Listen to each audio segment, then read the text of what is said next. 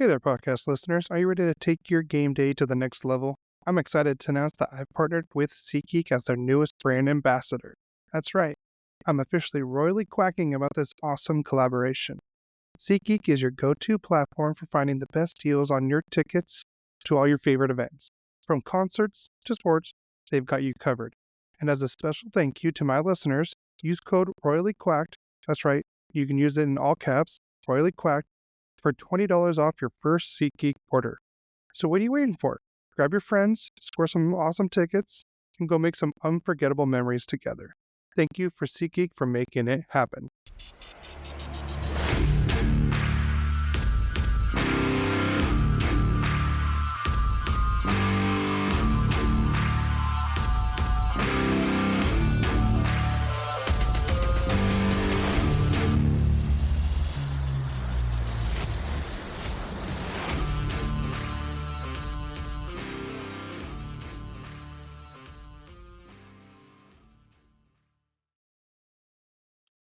Welcome back, hockey fans, to Royally Quacked, where one of us is royal and the other's quacked. It's for you to figure out. I think I'm going to get most of the quack votes, don't you think, Cody? Well, you definitely are very quacky for someone that's royally. Anyways, I'm going to start off with a joke. Yeah. Really? Yeah. What was the hockey player's favorite part of his birthday party? What was the hockey player's favorite part Of his of the... birthday party? What? The icing on the cake. Jeez. That's not what I was even close to thinking. Well, I think we've had this. This is another joke. I think we did use it on the podcast one. What do a bad hockey team and the Titanic have in common? They both tank or both sink or something. They both look good until they hit the ice. Yeah. Yeah, I think you already said that one. Yes, Now I that think I remember. did. But I like that one. So, for trivia for the week, it's different, folks. It's not for us, it's for you. So, how many Hockey Hall of Famers does it take to beat Gary and Cody at fantasy hockey?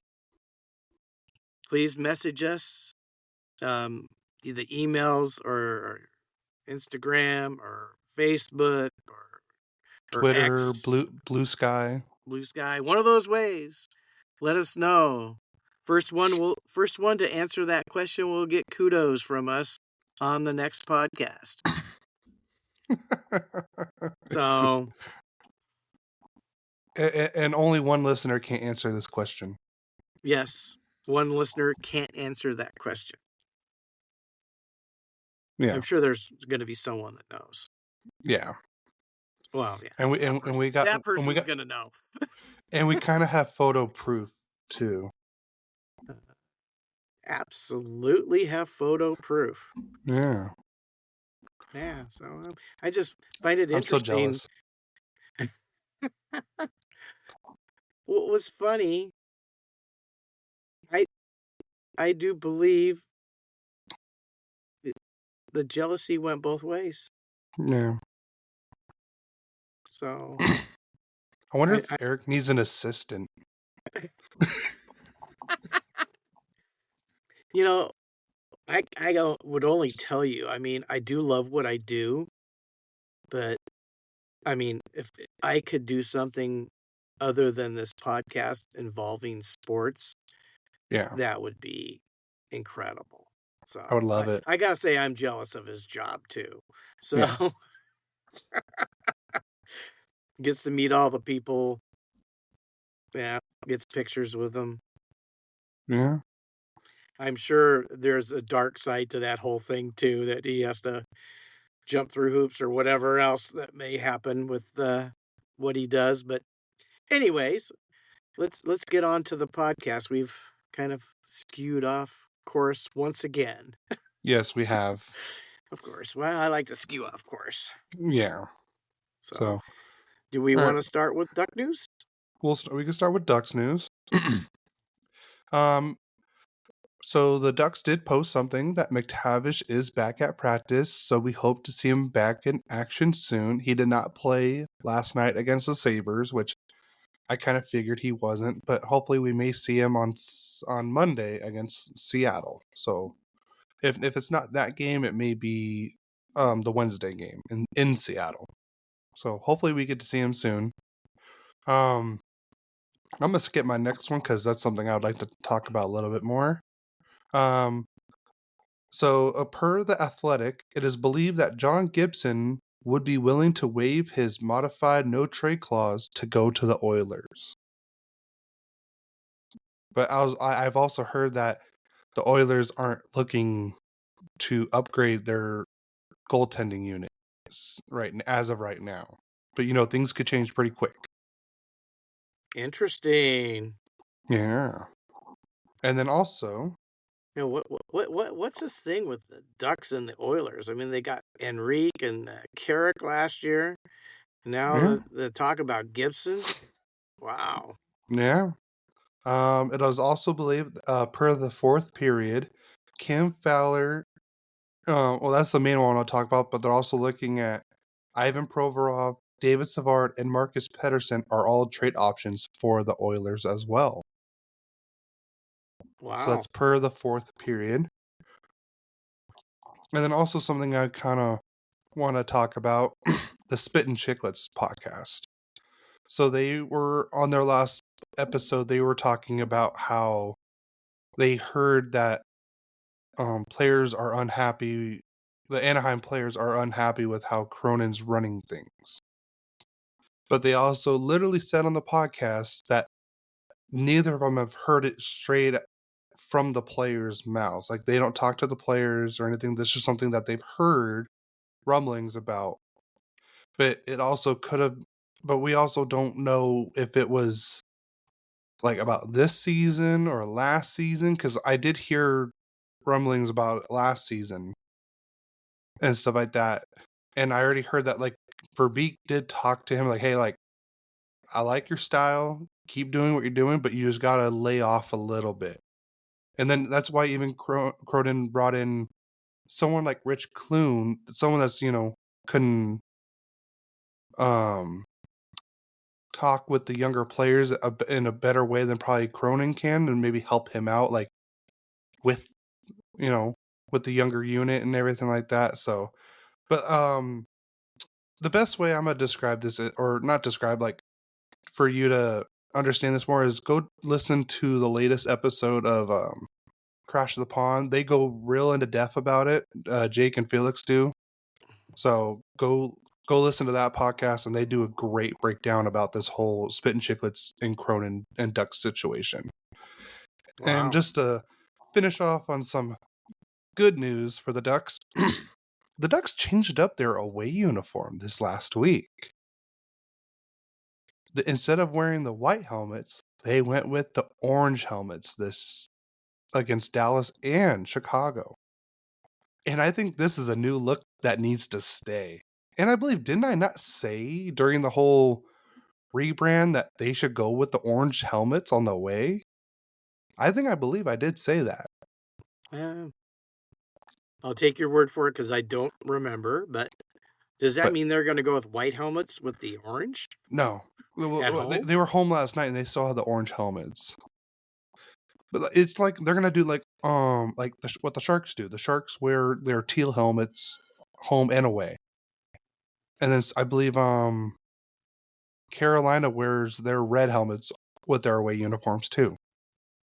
So I think it's just like, it took me a second to, like, I was like, okay, I kind of like it. Then the rest of the game, I'm like, okay, no, this needs to stay. This is the new look right here.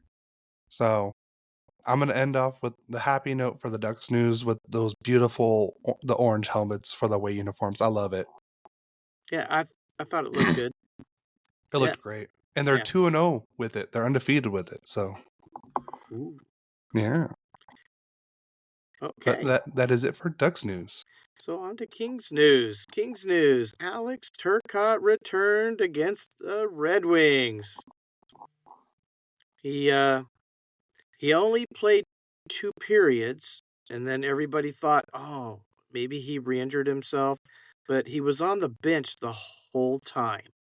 So, come to be that he was on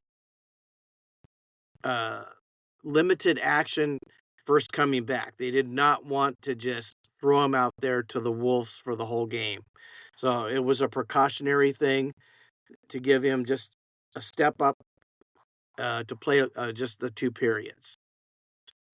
Also, Kings news is Andre Lee has been assigned to the Reign, and Hellenius stays with the Kings. Everybody thought when Turcotte came back that it would be Hellenius to go back and Lee to stay, but they did just the opposite of that.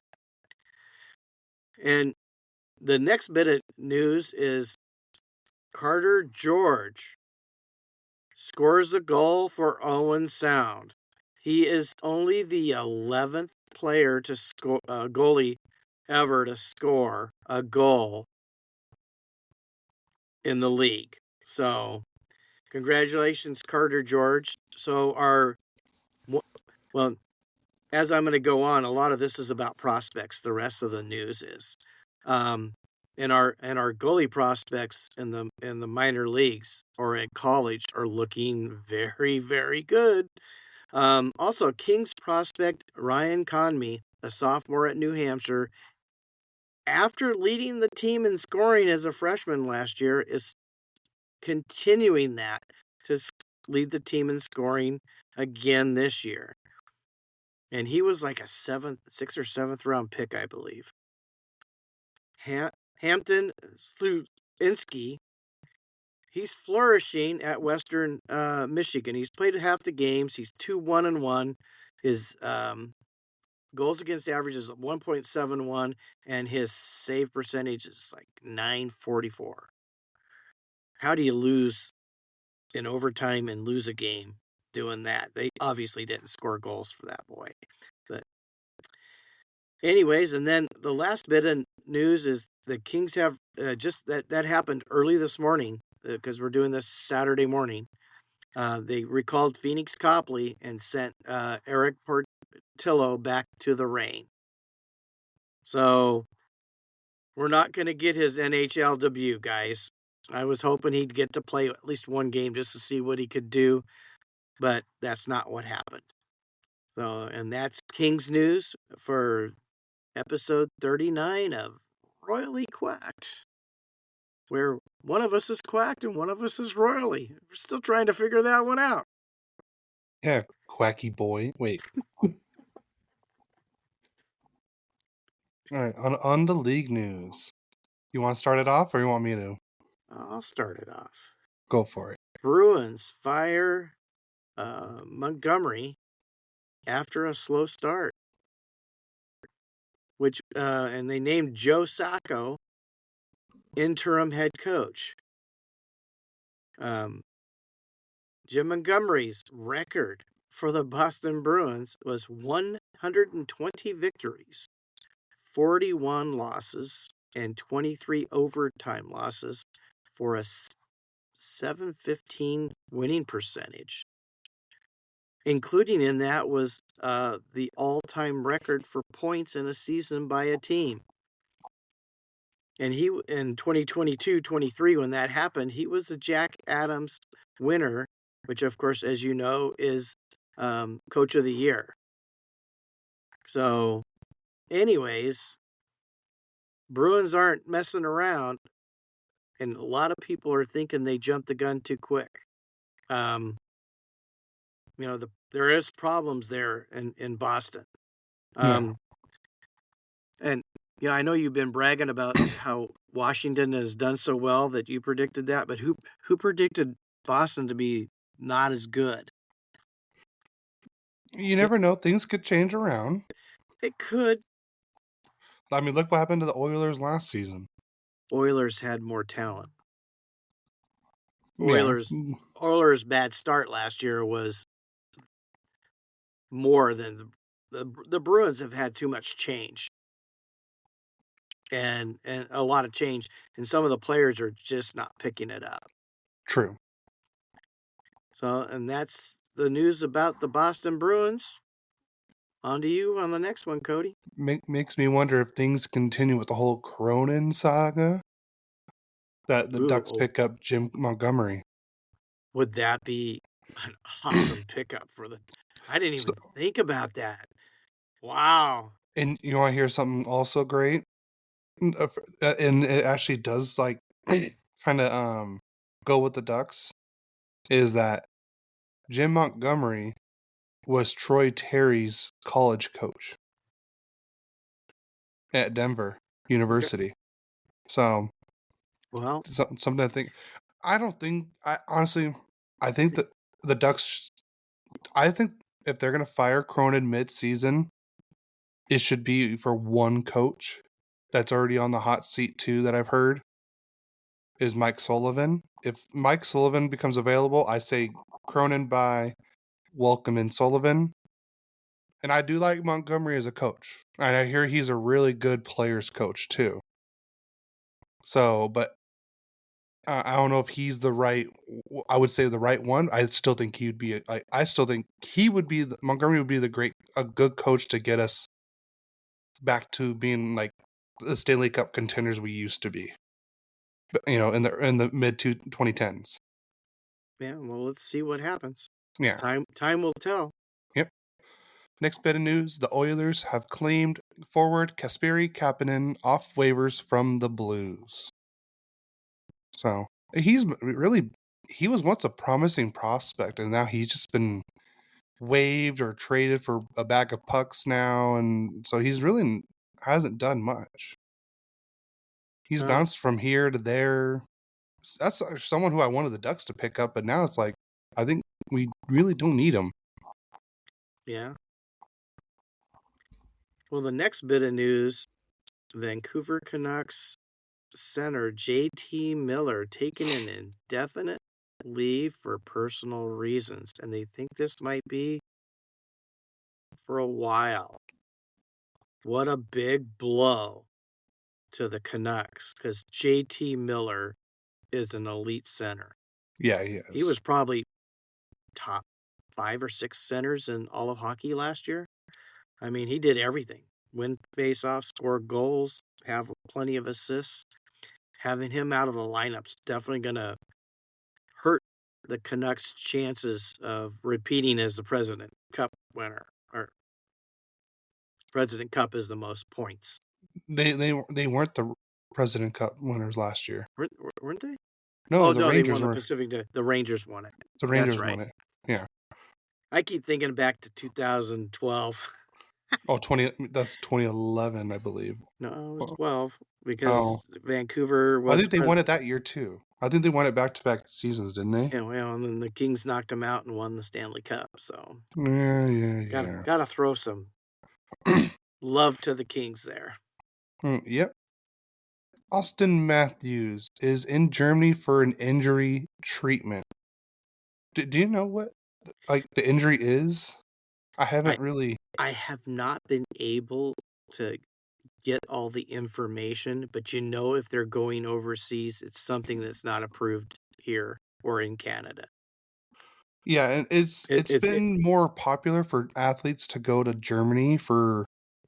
it's like a stem cell treatment. That's what it is. I'm pretty sure that's because I remember listening to another on Locked On NHL. They were talking about that. Yeah. Because like Kobe did it. LeBron James has done it. Somebody else Christian McCaffrey. That was another big one. That like they've been going over there to Germany for the stem cell treatment. So interesting. Yep. And everyone knows that the race for Gretzky has been put on hold. Ovechkin went out, and he's now out 4 to 6 weeks with a leg fracture. That's not great news for hockey. No, it's because not. That's a big story. I know a lot of people, because he's Russian, don't want him to get it, but they don't want anybody to beat Gretzky. Gretzky's like, he would be Jesus Christ to hockey. I mean, nobody wants him to get beat. I mean, it was always a class act. And I don't think Ovechkin's not a class act, too. It's just that, we don't have a big love for the Russians because they've always been, a big rival for us, as Americans at least. So, yeah. And he's tied for the most goals in this year already. Yeah, he was on fire. Yes, he was. And what a sad way to put a damper. So I got a question for you. I heard it on another podcast. So I am gonna steal this question. Now, say if Ovechkin was 1 goal away or tied with Gretzky, and you were able to go see him live against, like, say, like, for me, see him against the Ducks, or for you against the Kings, would you be wanting the Kings to stop him so he doesn't break the record against you, or would you want him to break the record while you're there against the Kings? It's a good question. Yeah, well, I just wanted to think about it for a second, because my initial answer would be absolutely stop him. I mean, but to witness history like that. I can't remember the Dodger pitcher's first name, but his last name was Downing. He gave up the 715th home run to Hank Aaron, and they still talk about it. It's still in the news for baseball.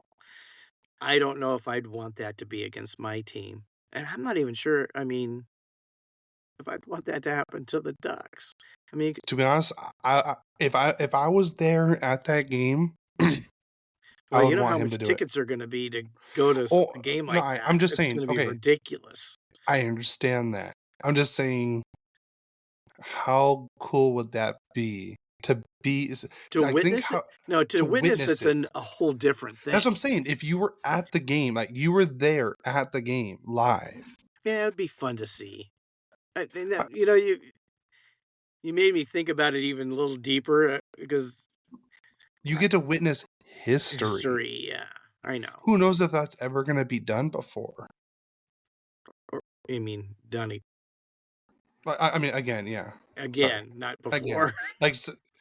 Sorry, yes, you're right. I mean, like, something that's going to be, like, is someone's going to break his record. That's the funny thing, is we don't know what's going to happen in the future with all the technology and everything else. And it's just like, they're trying to make us, the athletes, almost like robots. Yeah. So take a look at now we're going off on a whole other thing, but look at all the injuries that are happening. I mean, these guys are elite players. Yeah. They work out hard. How much can the human body take? I'm seeing it in every sport. I mean, baseball, look at all the pitchers that were down. How many guys are having Tommy John surgery? It's almost like having, a Kardashian having some kind of plastic surgery. That's what Tommy John surgery is becoming into a baseball pitcher sport. I mean, I don't know. I think that's a fair comparison, right? Yeah, I would say so. It's like common. I mean, I can remember when you and I were umpiring that there were high school kids, like freshman, sophomore kids, would have elective Tommy John surgery. Because they could throw harder after they had it done. That's just crazy. I'm not sure. I've not heard much about that anymore. Maybe it's, those are rich people that can afford to do, because those surgeries are not cheap. No, they're not. And I'm not sure insurance would cover it, but people wanted their kids to be pros that much. So We should move on with league news. Yeah. Get away from that. Throw me off Um, on a whole tangent. Next thing I know, it's 2-hour podcast. yeah. Askarov was recalled and did make his NHL. No, not his. Was it his NHL debut? I'm not sure if it was his NHL But it debut, was but his Sharks debut. it was His his Sharks debut. Sharks debut. I think Yeah. maybe he played a game prior with Nashville. Yeah, I think he did. Askarov he was recalled and did make his Sharks debut. And let's just say his first goal was not something he wants to remember. It wasn't a very good goal to give up. Let's just put it that way. Wow, that happens to the best of them. Yeah, but he is definitely the Sharks goalie of the future, though. I can remember Quick when he was with the Kings. A shot was going around. He was going to go back and stop it, and he went out to stop it, and it hit something and went right into the goal. I mean, well, didn't he also have one where he went out to stop it and he like kind of tripped or something and it went off his paddle or his stick and went in the net too? it's possible. I definitely remember the other one. That one, that's always a possibility. There's really stupid goals that do happen. Yeah. So, all right, next one. I'll let you because I'm gonna talk about the next one after that. So I got Nurse. Darnell Nurse is out 5 to 10 days with a head injury. So another injury, guys. Well, that one was because of Ryan Reeves. Yeah. Yes. That was the hit to the head. And he got suspended like 5 games. 5 games. Yeah. You can't go to a guy's head like that. That's that crazy. Was straight dirty. Yeah. Well, that's just uncalled for. Guess what's going to happen the next time they play? Oh, someone's going after Someone Reeves. want to put a hurting on him. Yeah, oh yeah. Well, let's just hope Darnell comes back soon because you don't want to see anyone getting a head injury like that. And I'm curious because I don't know about the next one, so I want to hear you talk about that. That's why I didn't put. That's why I specifically did not put what it was. So Nashville. You knew I didn't know about that one. Probably, I was hoping you didn't. I was hoping. I had not heard about it. I mean, unfortunately, with my work schedule, when hockey's being played most of the time, I'm working. So unless I'm lucky to be in a vehicle, I can listen to a game. But a lot of the news sometimes I just don't catch it right away. I have to go look it up. So the Nashville Predators take one of the most interesting penalties versus the Seattle Kraken. I want you to kind of guess what the penalty was. Just give me just a random guess. It's not a common penalty. I'm going to tell you this now. And it happened right as the puck dropped, almost, pretty much, like 13 seconds in. Too many men on the ice?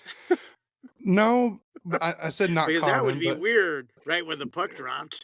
Yeah. So the penalty was that the Nashville Predators did not put out the correct starting lineup. So I can't remember.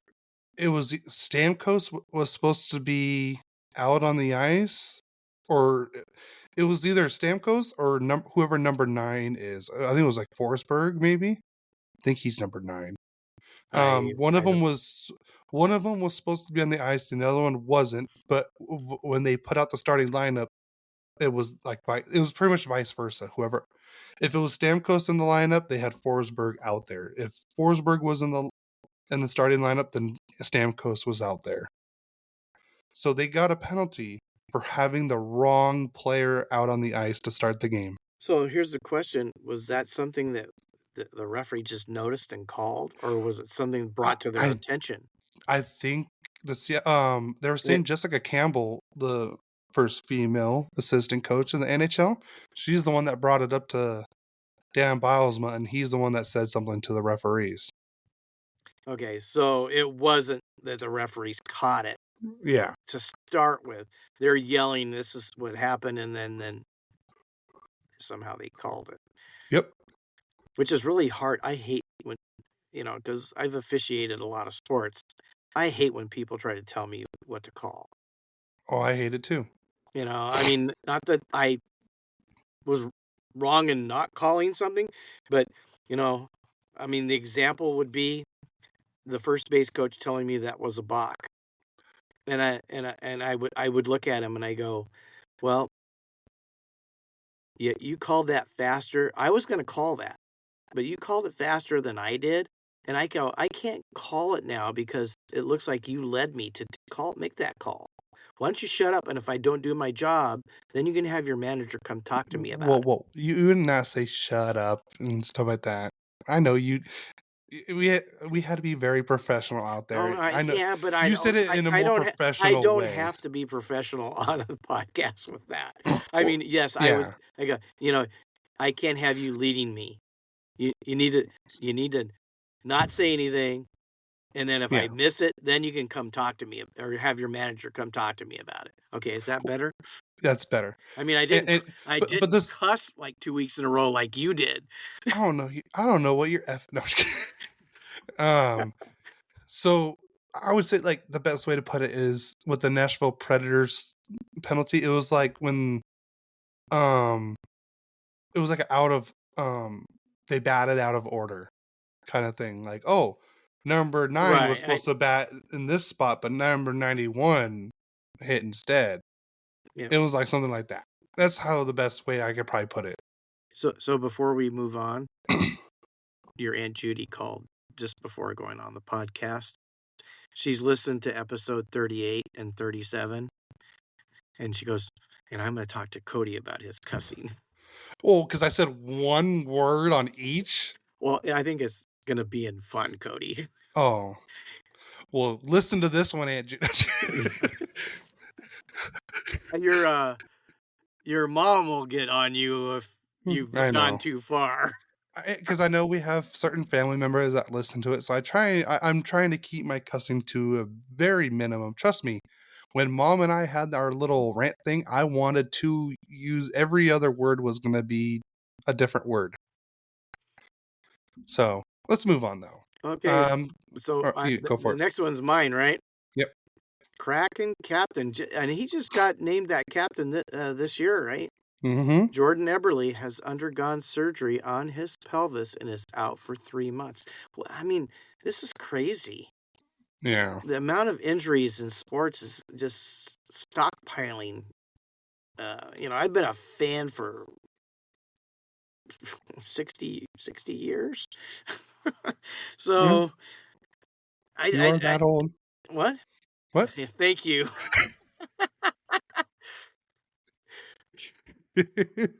Thanks for reminding me. Anytime. Yeah. I brought you into this world. I can take you out, son. No. Only mom has claim on that, okay? I'm sorry. Only mom. I'm sorry, but I do too. No, Mom said it first. And it's scarier when she says it. But anyways, the Knights have signed forward Brett Howden to a 5-year extension worth $2.5 million AAV and $12.5 million overall. Yep. Okay. Talking about injuries, I mean, God.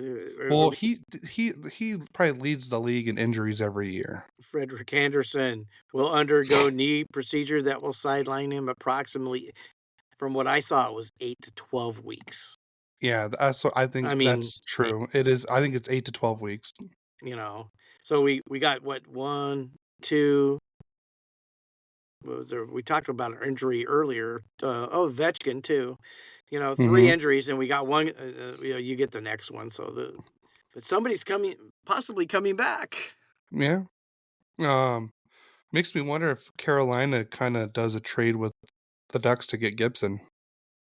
Gibson going to Carolina. I think that'd be a great fit for him, to be honest.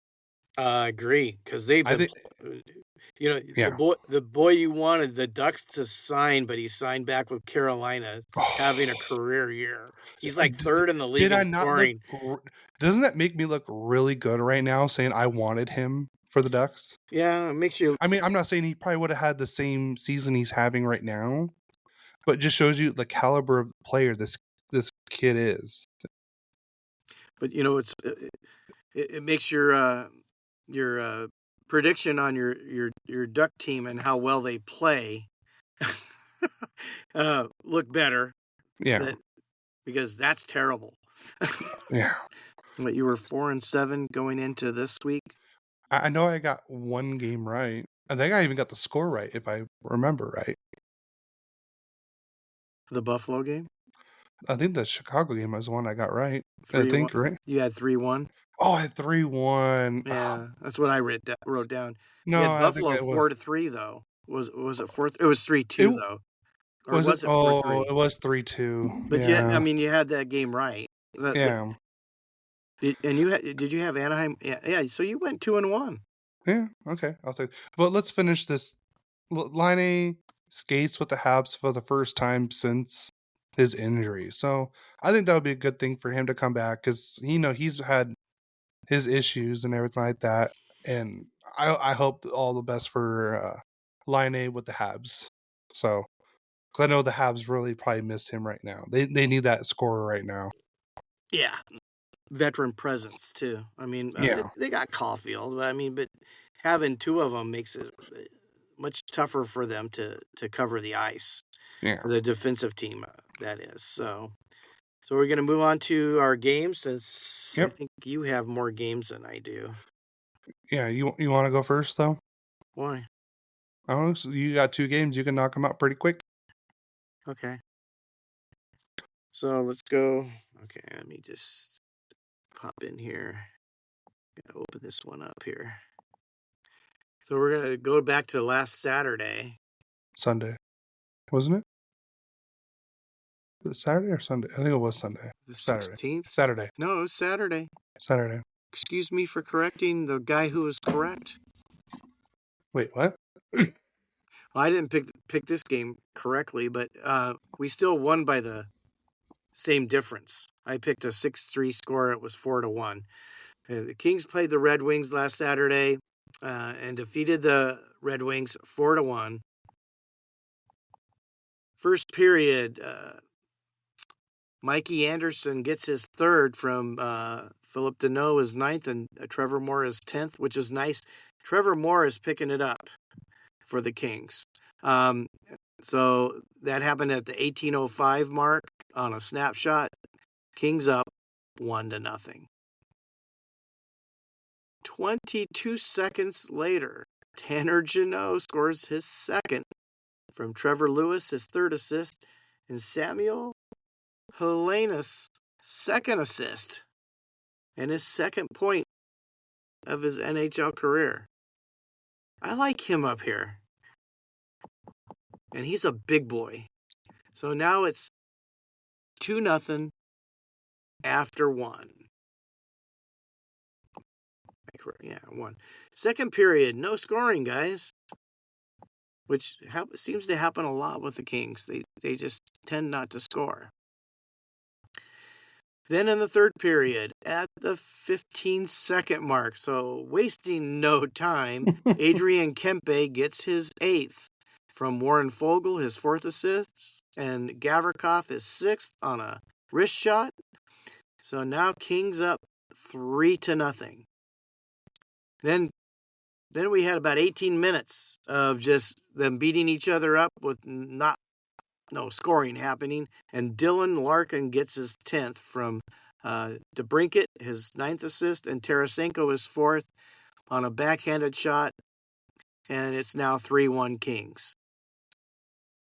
Not to be outdone, Adrian Kempe gets his 9th from Anze Kopitar, his 16th, and Trevor Lewis his 4th, an empty netter at the 19:11 mark on a wrist shot. And the final score of Kings, 4, Red Wings 1. Let's go to the stars of the game. Third star. I still can't figure out. Third star scores 2 goals, and he's third star, and that's Adrian Kempe. Second star, David Riddick, who had goals against of 1 and a .944 save percentage. That was well-deserved star. Could have been number 1 star. But the number 1 star of the day was Mikey Anderson getting a goal, which was a really pretty goal right between ex-King Callum Talbot's leg in the first period. Not sure I would agree with that. I'd have probably put Riddick 1, Kempe 2, and Anderson 3, but hell, that's what the media picked, so we're going to have to go with that. Let's go over some of the few other stats.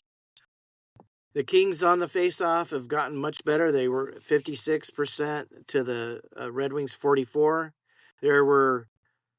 Kings only had one power play and didn't score, and they had 2 power plays and didn't score, so our PK worked again. We out-hit them 26-22. Block shots. This is 31 for the Kings, 11 for the Red Wings. Penalty kill. You guys didn't have to kill a penalty. Oh, right. It was 0-0. We didn't even take a penalty. Yeah, Wow. there was only one penalty the whole game. Yeah. Lenient refs. Huh? Anyways, giveaways.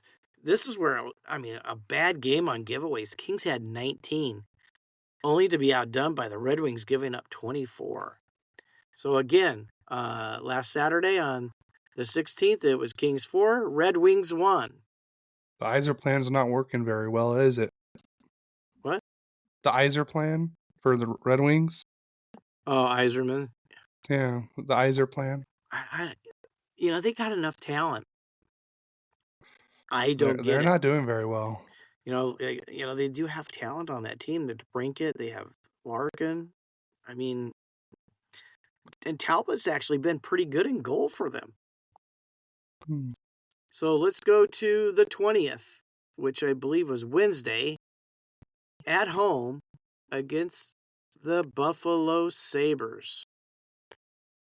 And guys, if you like a big scoring game, be thankful you didn't go to this game, because there wasn't much scoring. So I'm going to give you the stats first, and then I'll go over the scoring, because the scoring is actually the most boring part of the whole thing. The Kings outshot the Sabres 23-19. Face-offs. 23-19. 23-19. Sorry. Oh my gosh. Monsters Inc. Yeah, I got it. I knew exactly what you were doing. Is that the actual numbers? Yeah. Oh, okay. You know why it's called 23-19? Okay, so another trivia question going to be answered for you on Royally Quacked from Cody. What is it? So 23 is I believe the 23rd number, or the 23rd letter in the alphabet is W. 19 is S, and it was a white sock. 23-19. Really? Yeah. Did any of you guys know that if you listen to Royally Quacked, you can get educated on Monsters Monsters Inc. and maybe who knows what else Cody's brilliant mind comes up with. You do have a good memory when you see something. I wish I had your memory. I don't have that. I have a good memory. Since when? You remember everything about the movie. We go see a movie, you remember every little freaking detail, and you go, well, didn't you see this? I go, I totally missed it. And you have to explain it to me. How many times? And I remember I had explained, I think was it in one of the Avengers movie to you like 80 times for you to finally understand the concept of it. I forgot which movie it was. The one where Black Widow gets killed. Right. Why couldn't they bring her back? Infinity War. Yeah. Infinity War. Why couldn't they bring her back? Yeah. They brought back. With all these different universes. Because you were trying to remember how Gamora came back, and why Black Widow couldn't come back, because they both kind of died for the same reason. And I had explained to you why Gamora came back, and you didn't understand that part. That's what it was. Okay. All right. Anyways, let's move on to hockey talk. Boy, how a podcast. Left turn, right turn, zigzag. Oh, right? Zigzag so you don't get hit with a bullet. Zigzag. That's what we're doing today. The Sabres, this is going to give away. They were 1 for 3 on the power play. 33.3%. Kings were 0 for 5. Yeesh. Hits, they tied 19-19. And block shots, Kings 14, Sabres 18. Giveaways, Kings 17, Sabres 19. God, that just seems like too many. Takeaways, the Kings had 8 and the Sabres had 3. So we'll go to the scoring now. Nothing in the first. Oh, that's penalties. Wait a second. Yeah, nothing in the first. Nothing in the second. And in the third period on the power play, Very Sabres, early. Jason Zucker. What? I was very early in the third period. It happened. Yeah, 38 seconds in from his 4th from Darling, his 12th, and Tuck, his 13th. And on a tip-in, Buffalo 1-0. That's how the game ended. Let's go to the stars of the game. Third star of the game, David Riddick, with a second great game in a row. His goals against average was 1.05 because obviously he got pulled and went 6-on-5 trying to tie the game up. His save percentage was .947. Only to be outdone by Luukkonen, who had... Come on, say the full name. Say it. I don't want to say his whole name because I can't Come on. do it. I can't remember his whole name. Ukko-Pekka Luukkonen. Ukko-Pekka Luukkonen. Is that good?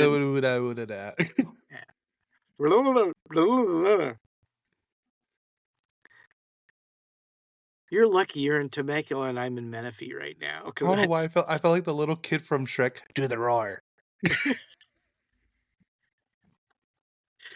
Boy, we're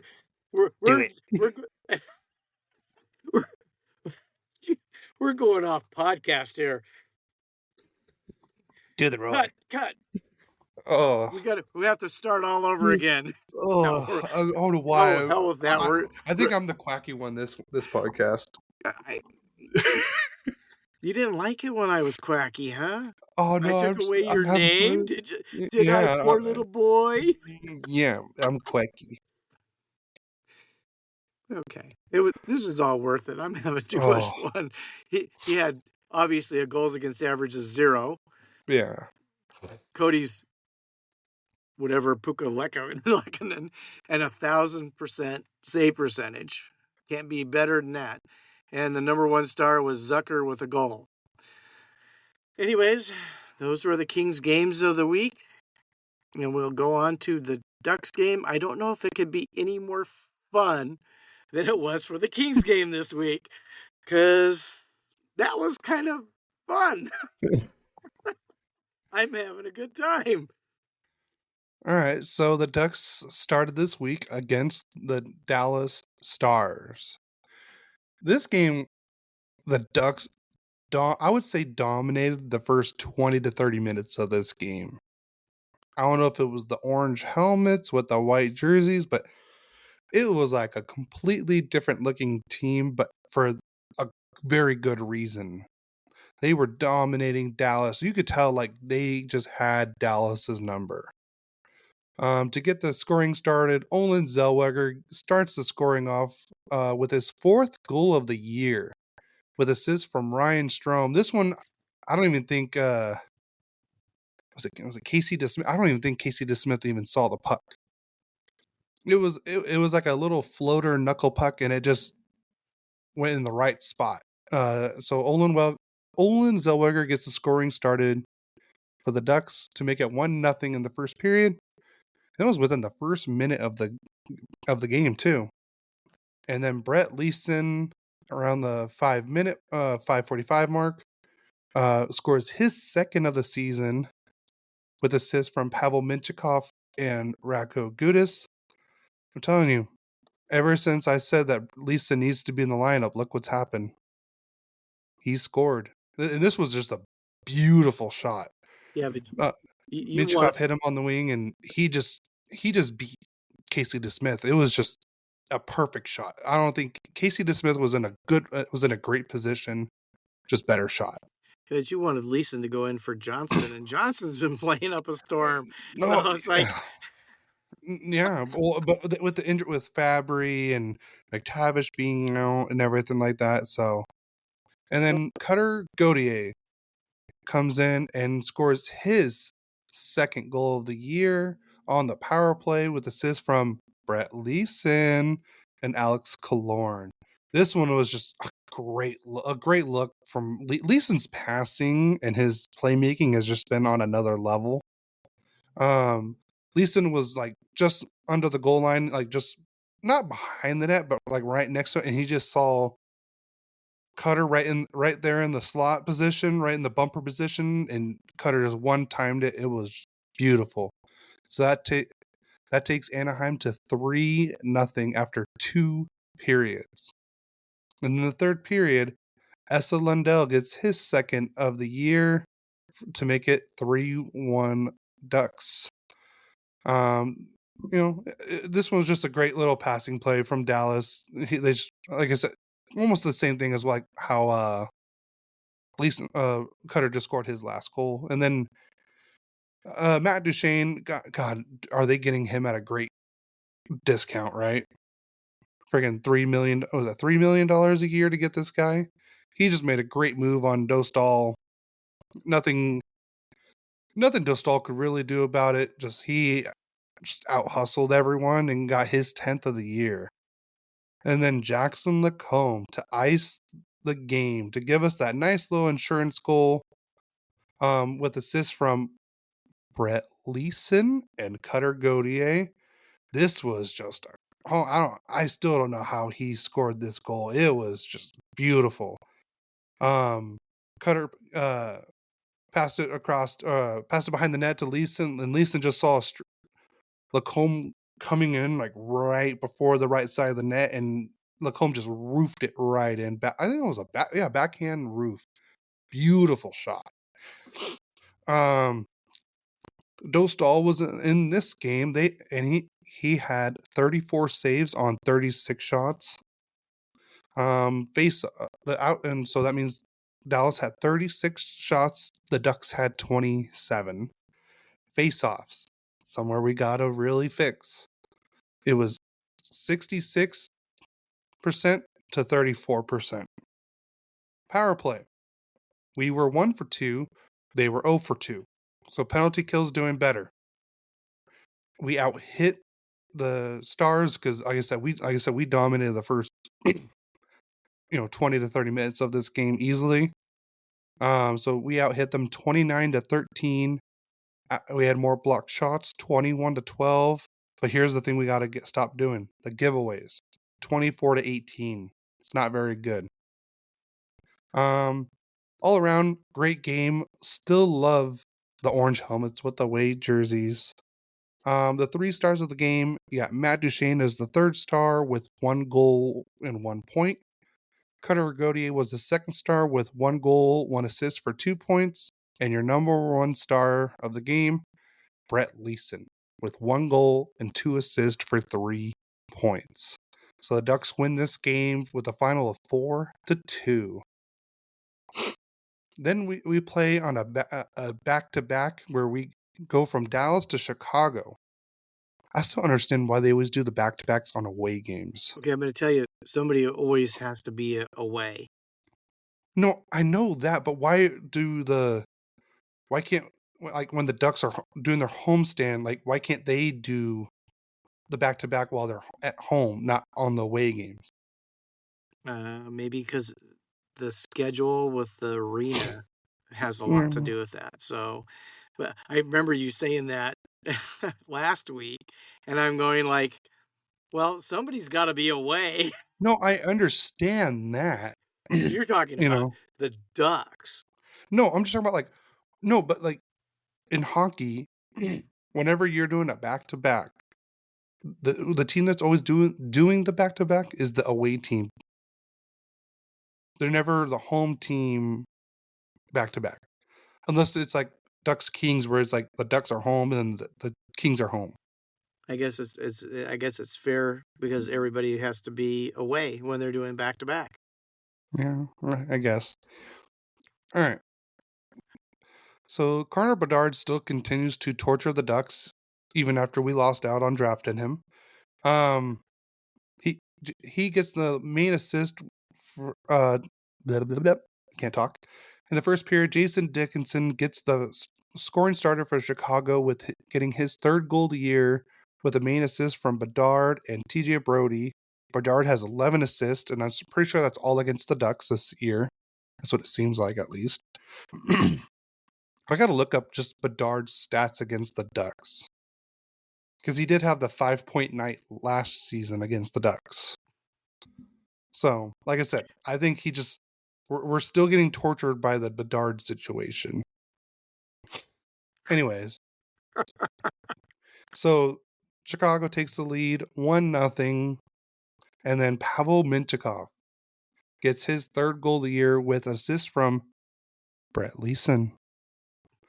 So now we are tied after one period 1-1, and then Jason Dickinson gets his second goal of the game, fourth of the season, with assists from Bedard and Teuvo Teravainen.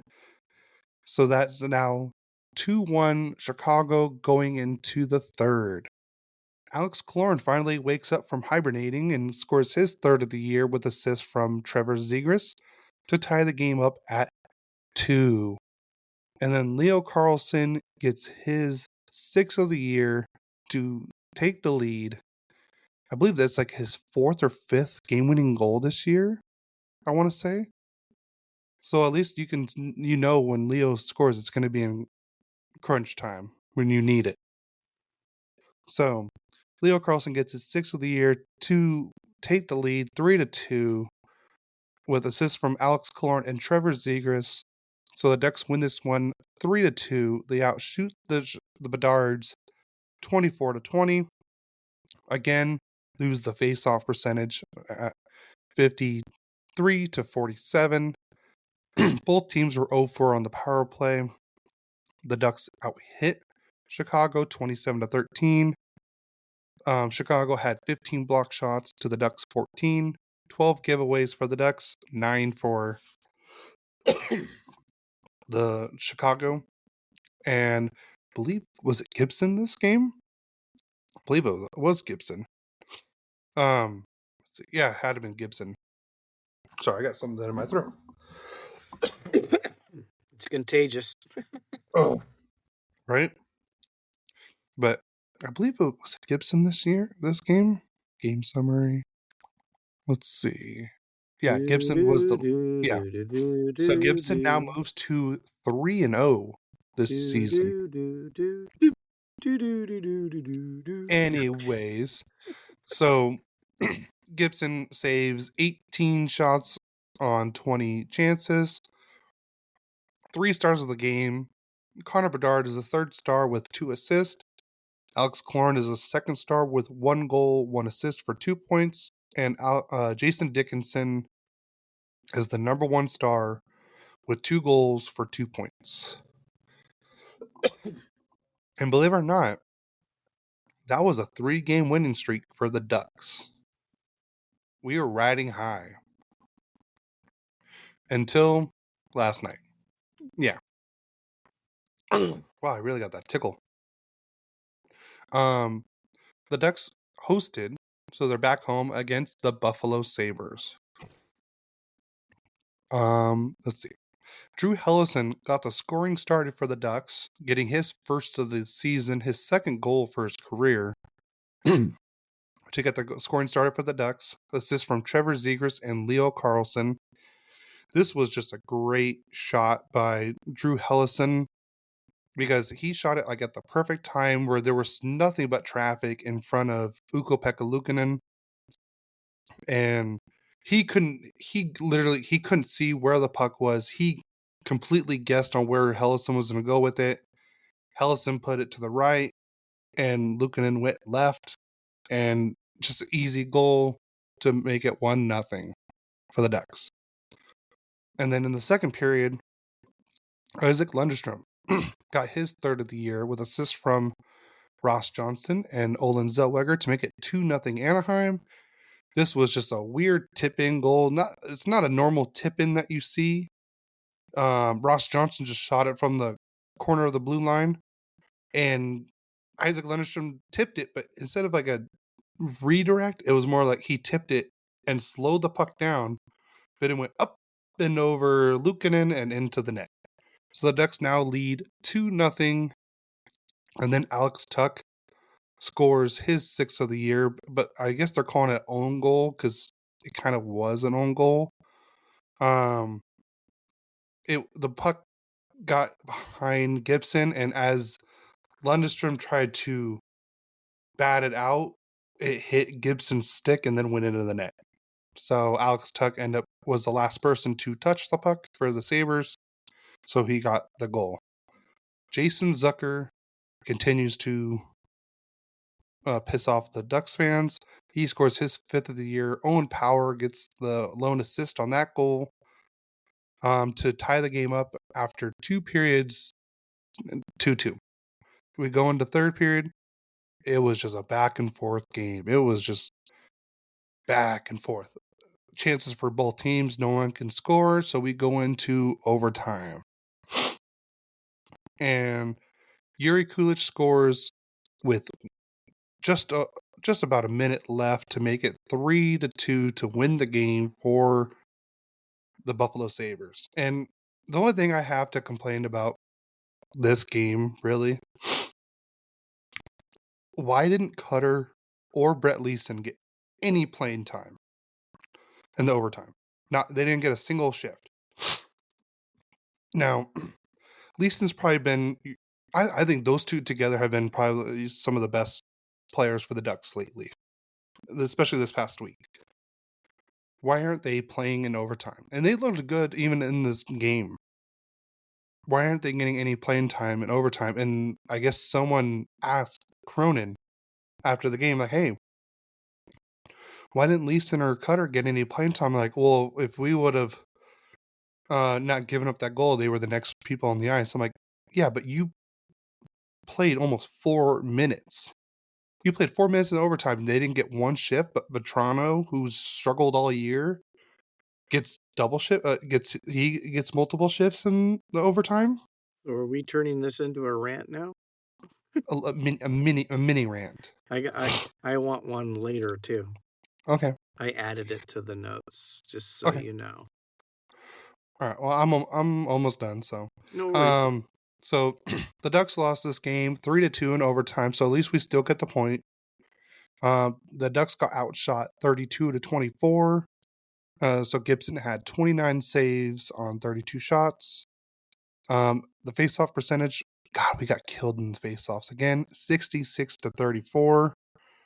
Both teams were 0 for 2 on the power play. The Ducks out-hit the Sabres, which I'm still confused on the whole instigating penalty situation. Because Gudis gets a nice clean. Oh God, I don't know if you saw the hit or not. It was he knocked them out pretty much, and sure enough, someone goes towards Gudis. It was a clean hit. He goes to Gudis and like, hey, and then they fight. I'm sorry, but if I remember right, if it's a clean hit and another player fights the player that did the hit, it should be instigating, right? No, it's not anymore. I've always been confused with the instigate. It's like the instigating and goalie interference are like the two most confusing penalties in hockey. So, anyways, but then I forgot who else got I think Kaloran got a hit or someone got a nice hit on another Sabres player, and then Zach Benson goes and starts to fight him, and then like, okay, yeah, we're not going to continue this. So they gave Benson an extra roughing minor, gave him a double minor, and then gave, I think, Kaloran or some, I forgot who it was. I think, was it Kaloran? Oh, Harkins. It was Harkins. Jansen Harkins got a nice clean hit on a player. Benson went to go fight him. So Benson then got the double roughing minor. So on that, the 3 stars of the game, John Gibson was great in this game. He's making it look like he's going to be traded soon. If I can say, he's playing well. he's making great save. Like, honestly, he saved our ass last game.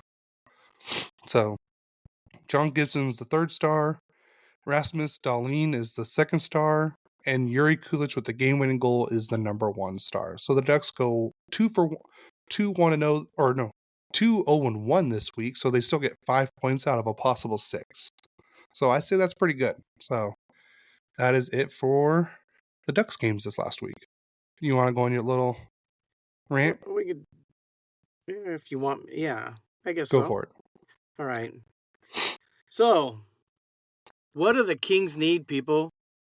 They need consistency. I mean, I've watched some of the games, and I've listened to most of them, at least some of the games. And a guy like Quentin Byfield, I mean, he's playing. Why is he not having any results? We need to get him results. I know that Hiller has moved him around to help. They put him on the power play, but they took Brant Clark off, and now he's on the second power play with the other defenseman. I can't think of his name now. Jordan Spence. They have 2 defensemen on the second power play, but they put Byfield in the middle, and we're still not getting any goals. We need more consistency from a lot of the different players. We're just not getting a lot of consistency in the same kind of play. I mean, the one guy who was consistent this week was David Riddick, but we need to get Quentin Byfield going. Trevor Morris finally gotten going, and Kopitar never stops. Kempe never stops. I mean, if Kempe has a few bad games, then he comes in hot. He's been hot like hell. He's taken over the goal scoring lead from Laferriere. I mean, honestly, Laferriere is not going to get the MVP lately named. I think, Kopi and Kempe have taken that over, part of the double K line. But we need to get these guys consistent and playing consistently, and I don't know if it's because of the contract that Quentin's not having as good a year, but I mean, we need to get him going. If we're going to do anything and be anything in the playoffs, we've got to get him playing. So, Hiller, you need to kickstart it. You need to push. You need to get him going. We need some help. I mean, how did we lose to Buffalo 1-0? I watched the game. Buffalo did a great job of just shutting everybody down. We're not moving enough. We need to move more on that power play. They need to not know where Fiala and Kopitar are all the time, where we're switching spots, moving the puck more, a little bit more quicker, and then a shot. Let's do it. Let's get this thing going. Let's get these Kings winning. Let's win the Pacific Division. We still have a chance. What do you think, Kings fan? You think we need to be more consistent? If you agree, let us know. Instagram, Gmail, whatever. Contact us on all the different platforms and so forth that Cody's going to give you at the end of the episode. And that's my rant for the week. And are we going to go to predictions or player of the week first? Let's do player of the week. Okay. I know I saw you already put yours in. I already knew who it was. Yep. You know who mine is? I think I have a feeling. Okay. Well, you go ahead first. You give yours. Okay.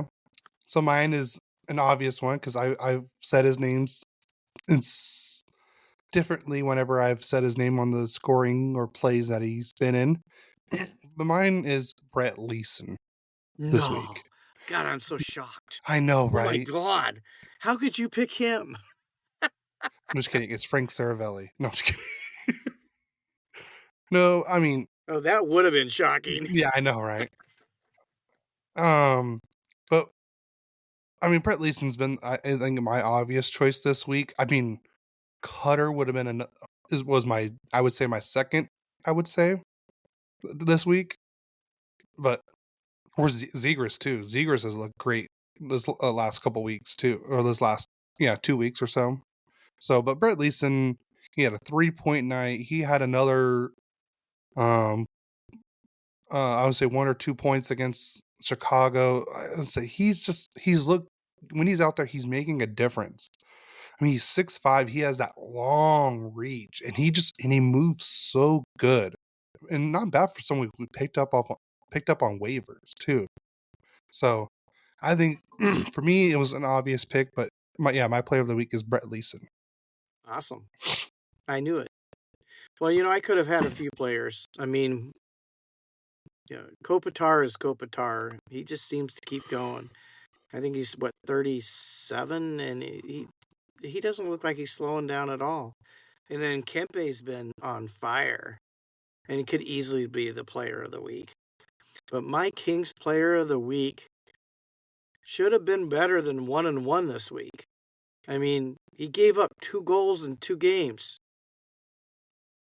David Riddick is the Royally Quacked King player of the week. No. Yes. So shall we go to predictions? Let's go to predictions. I'll do mine right. first. Go for it. Since you did put it in. Mm-hmm. Oh, wow. Okay, we differ. Mm-hmm. Same score, different team. Yep. And you put in a little caveat, but it makes it harder for you to be right. Okay. On Monday, we're playing at San Jose against the Sharks, and I predict the Kings winning that game 6-3. And then Wednesday, we're at home against Winnipeg, who is the hottest team in hockey. I'm sorry, Kings fans, but I'm going to go with what I believe. I think the Kings will lose that game 5-1. Then on Friday, we play at Anaheim. We play at the Ponda.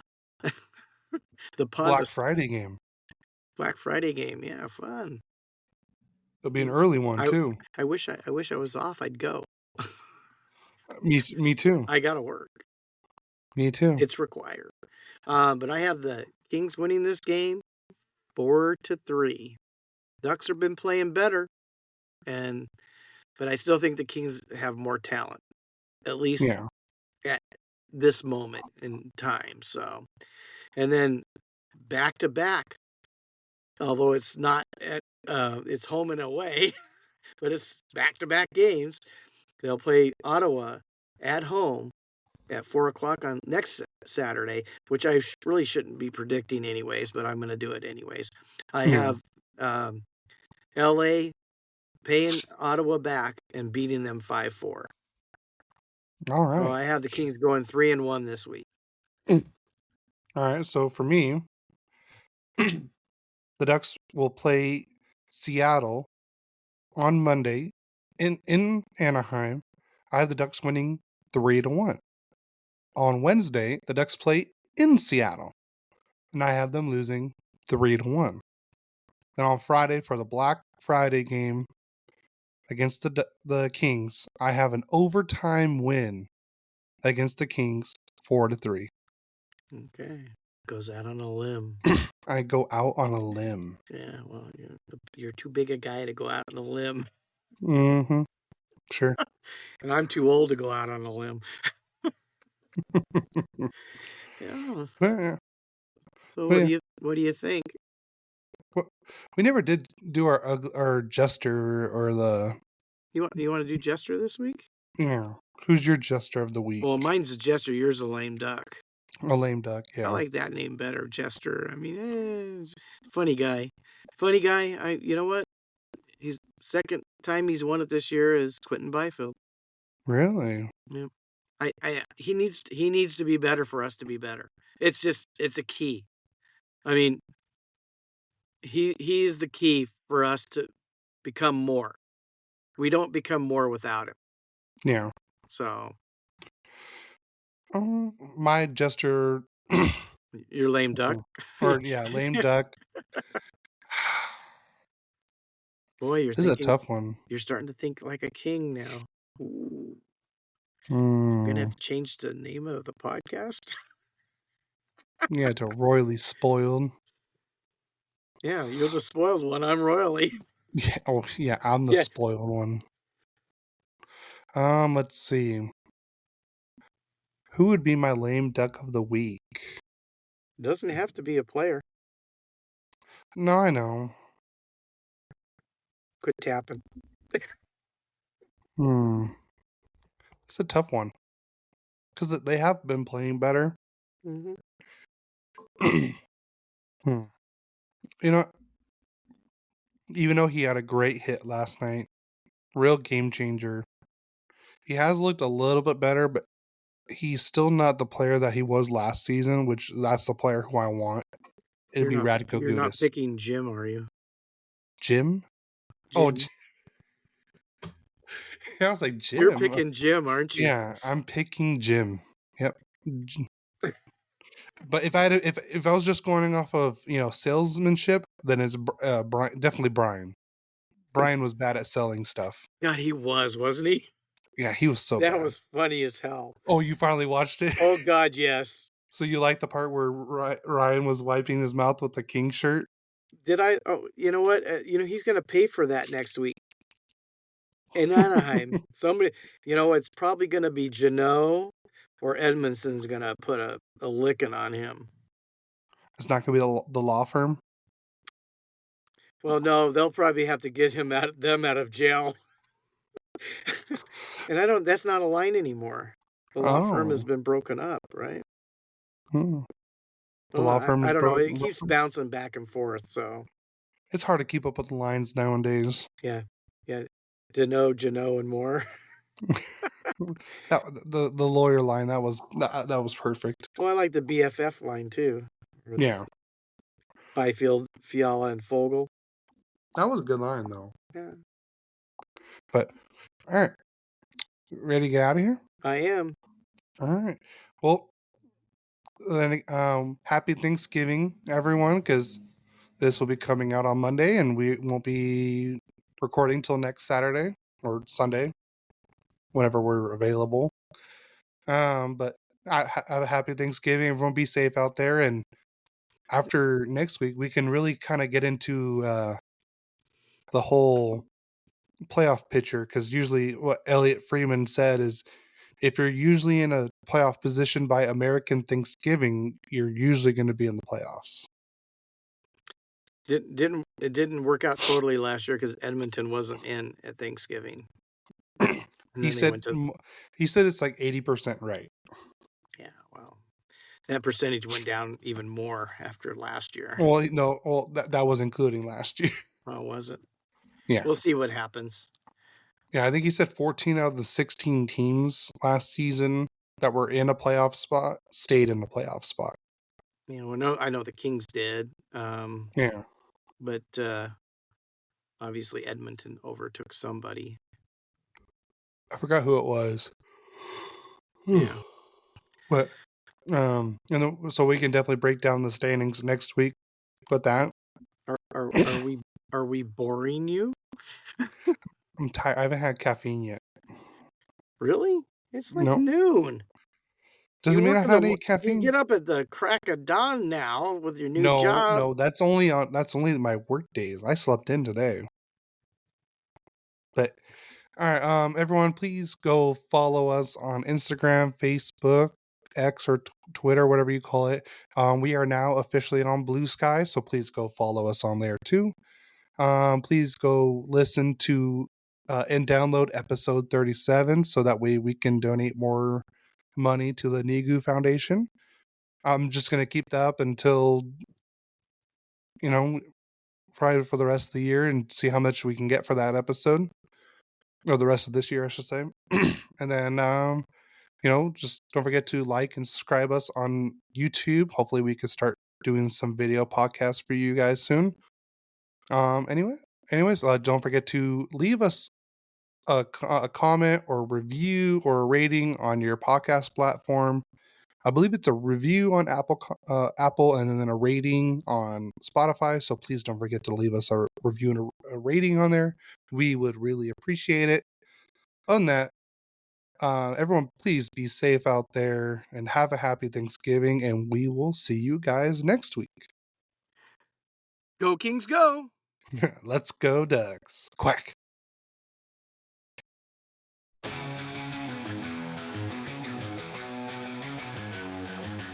father and son, a bond so strong, talking hockey all day long. Royally Quacked, their podcast show, sharing stories, highs and lows. From the Kings to the Ducks they go,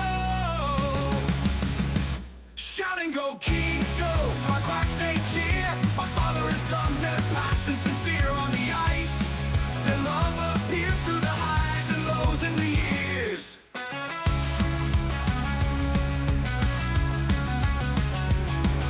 The legends of Gretzky, Solana's grace, passing on history in every case.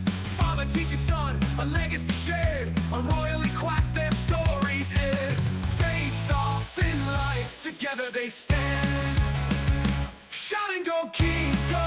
Quack, quack, they cheer. A father and son, their passion sincere on the ice. Their love appears through the highs and lows and the years.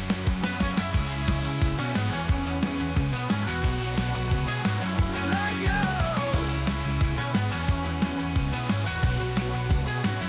The legends of Gretzky, Solana's grace, passing on history in every case. Father teaching son, a legacy shared. On Royally Quacked, their stories aired. Face off in life, together they stand. Shouting go Ducks, go! Go Kings, go! A father and son, watching the show. Through wins and losses, their spirits grow. On Royally Quacked, they steal the show.